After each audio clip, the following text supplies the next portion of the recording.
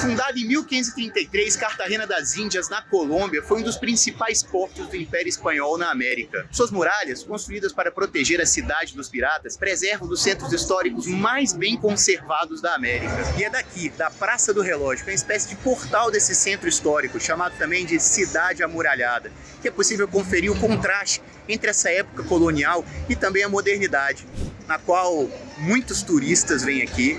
É uma das maiores forças da economia aqui de Cartagena das Índias.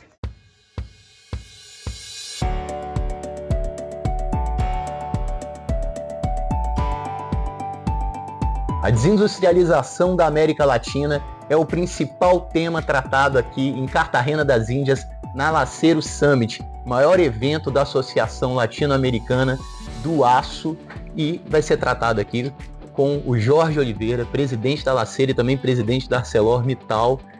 Jorge, a gente tem uma concorrência, um cenário de concorrência desleal, né, no setor de aço, muito aço importado chegando à América Latina, que provoca aí a revisão de investimentos, né, ameaça a muitos empregos. Eu gostaria de saber quais são os efeitos disso, especificamente para o Espírito Santo, no caso da ArcelorMittal Tubarão. A gente viu aí no evento e está observando um crescimento da importação, principalmente da China, considerado uma concorrência desleal, e isso é insuportável ao longo do tempo, e medidas dentro da América Latina precisam ser tomadas como defesa comercial de forma eficiente para permitir que as indústrias continuem seus investimentos.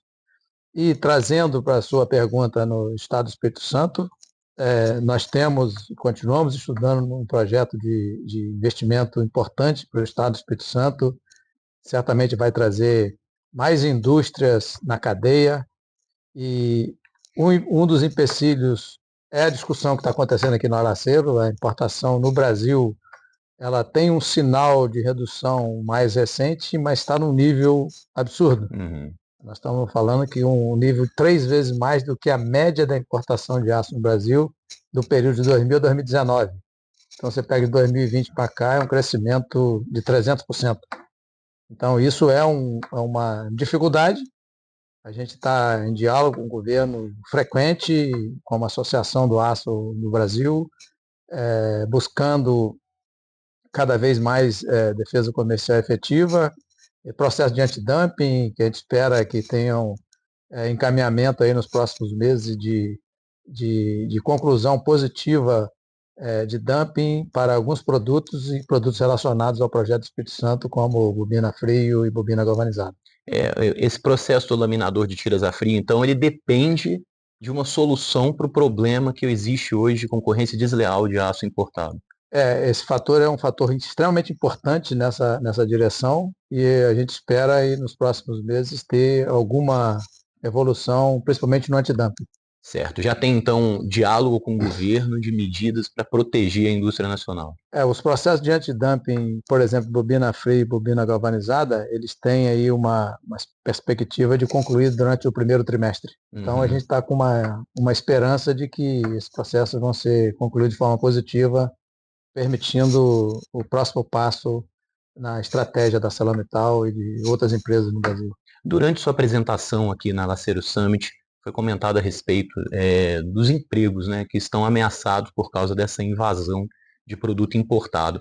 Isso se refere mais aos empregos que ainda seriam criados, ou há uma ameaça também aos empregos que já existem hoje? Acho que são as duas coisas, elas acabam estando em risco, né? Obviamente os novos empregos, se a importação continua crescendo e de forma descontrolada e de forma desleal, os futuros empregos eles estão em risco, porque os novos investimentos eles passam a ser restritos e eventualmente nem aprovados num determinado ciclo de tempo, né? Até que essa coisa se equalize.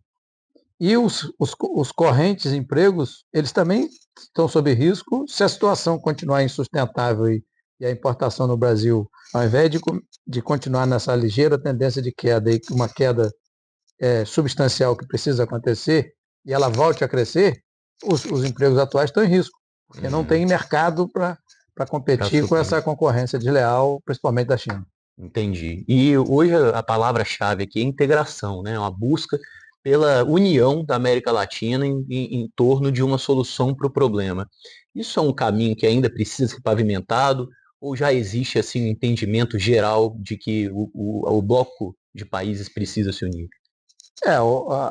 Por exemplo, no setor do aço, essa associação Alacero, ela já existe desde a década de 60, né, início da década de 60, e ela tem um dos objetivos, da mesma forma que o Instituto Aço Brasil tem para tentar unir os seus associados em prol do objetivo de uma indústria forte.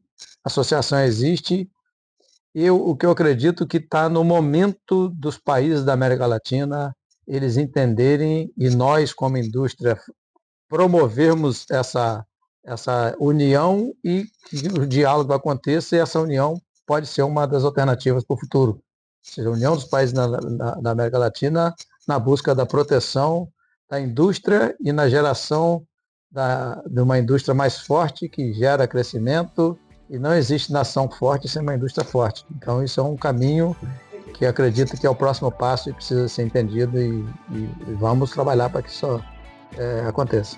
Perfeito. Queria agradecer, Jorge. Muito obrigado pelo convite e pela disponibilidade. Prazer falar com você e tenha uma boa viagem de retorno ao Brasil. Muito obrigado, mais uma vez. Um abraço.